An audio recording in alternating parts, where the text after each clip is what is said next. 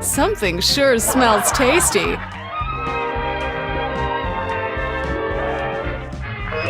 it to the Saints! Welcome to Sly Spy Gaming. Today we'll be counting down our top 10 most memorable moments in the Saints Row franchise. With the Saints Row reboot just around the corner, we figured that it'd be high time to take a deep dive into the Saints Row franchise and pick our top 10 favorite moments across all of the games. From shocking to straight up badass, here are the top 10 most memorable moments in the Saints Row franchise. Some asshole is in my pool. The crew's ready downstairs. Say the word and we crash the party. Let's do it. Number 10, Party Time, Saints Row the Third.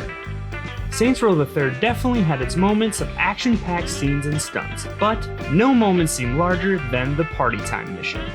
In this mission, you attempt to take a Morningstar penthouse in one of your first large-scale strikes against the Syndicate. You start the mission by skydiving onto the top of the penthouse to Kanye West's Power.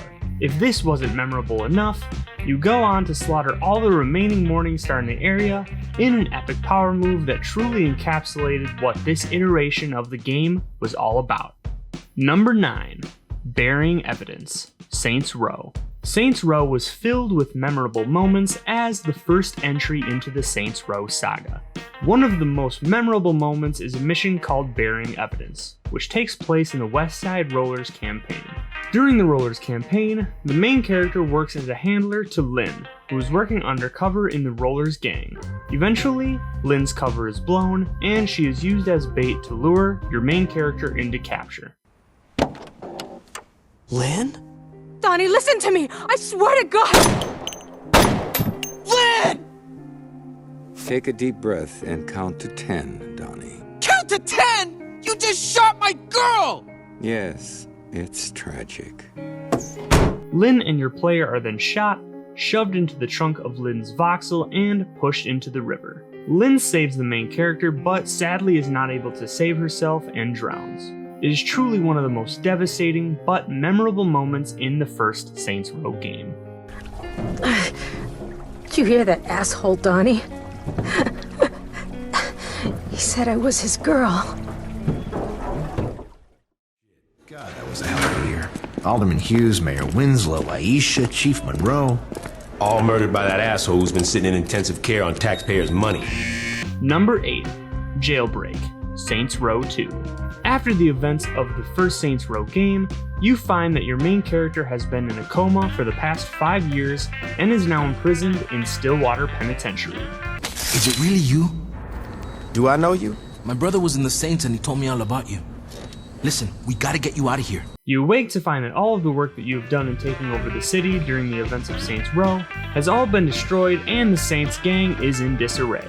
In classic Saints Row style, you take on an army of security guards, escape the prison island, and go on an epic boat chase, all with your new comrade and soon-to-be Lieutenant Carlos Mendoza.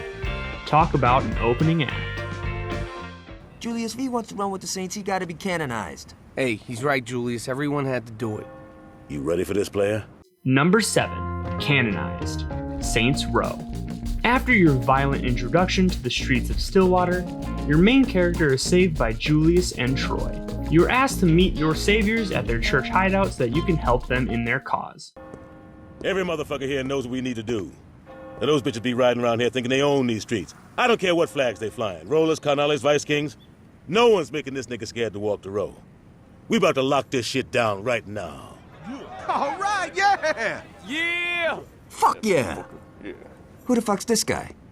During your visit, you were eventually called out by none other than Johnny Gat, claiming that you have to be canonized to be a part of the gang. Little do you know that this results in multiple members of the Saints attacking you for initiation rites. Whether you win or not, the mission is concluded with you becoming the newest member. Welcome to the 3rd Street Saints.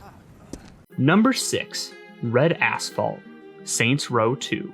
Saints Row 2 is regarded as one of the best games in the Saints Row franchise, due to its many gameplay improvements and intense, dark story moments. One of the darkest moments in the game is during the mission Red Asphalt, which takes place during the Brotherhood campaign. In this mission, you must save Carlos, one of your lieutenants, from Brotherhood goons who have strapped him to the back of their compensator truck and are dragging him through the streets of Stillwater. Eventually, you're able to stop the truck, but not quick enough to save Carlos from severe torture.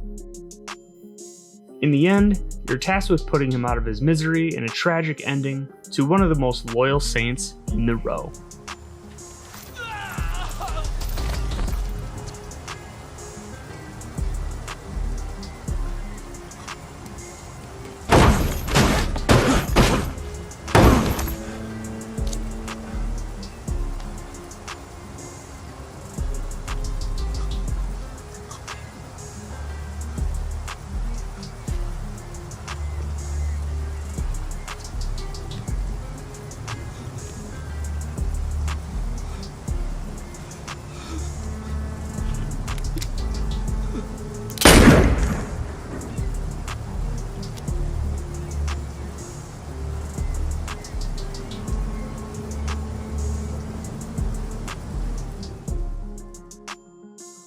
Number 5. Bleeding Out, Saints Row 2.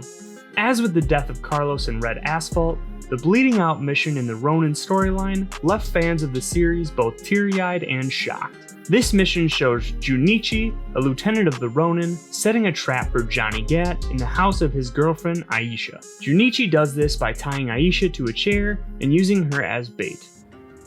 You're gonna kill me, aren't you? If you're calm, help us find the money, and do what I say. I give you my word you will live.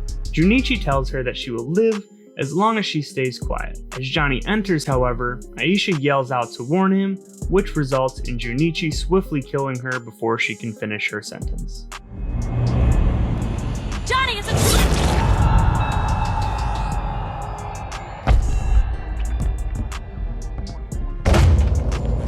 Ish! This sends Gat into a rage, killing most of the Ronin besides Junichi, who impales Gat with his samurai sword before fleeing. While this turn of events shows one of the most durable members of the Saints on death's door, the most devastating part of this mission is seeing the death of the innocent pop singer Aisha. Listen, we've got enough clout right now for one major bill, not both. What do you want me to push forward? Do you want to be the president who cured cancer or the president who solved world hunger? Number 4. President of the United States, Saints Row 4. If you thought that becoming a celebrity in Saints Row the Third was a stretch, how about the President of the United States? Saints Row 4 is definitely the most wacky entry in the series, especially if you look at where the franchise began, but it houses one of the most all-time moments in the franchise regardless.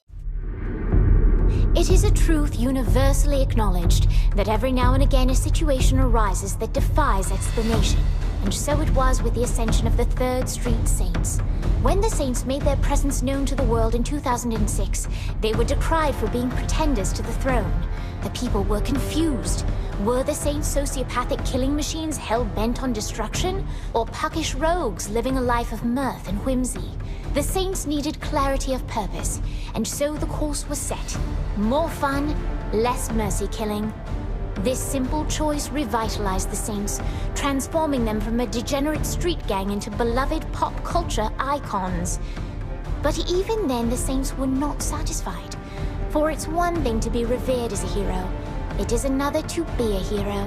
And that, my friends, is where our journey begins. The introduction to Saints Row 4 encapsulated just how ridiculous the franchise has become. In it, you save the United States in a scene that shows your character riding a nuclear missile and disarming it mid-air. Well, we just met, but, you seem, nice. The warhead's disabled, but it's still moving, boss. Boss, you're right over the... From here, it's only logical that you become the President of the United States. However, things become hairy when Emperor Zinyak, an alien emperor of course, attacks the United States Capitol. This leads to an epic fight reminiscent of Independence Day, and leaves longtime fans of the franchise both in confusion and awe of what has just unfolded. Listen, you French fuck. Please. I am Belgian. So make yourself a fucking waffle. We done here. Number 3. Free Falling, Saints the Third. The beginning sequences of Saints Row the Third gives us an introduction to the new and improved Saints. It seems that the years following the events of Saints Row 2 have been kind to the gangsters from the Row, and they are now the faces of their own media empire.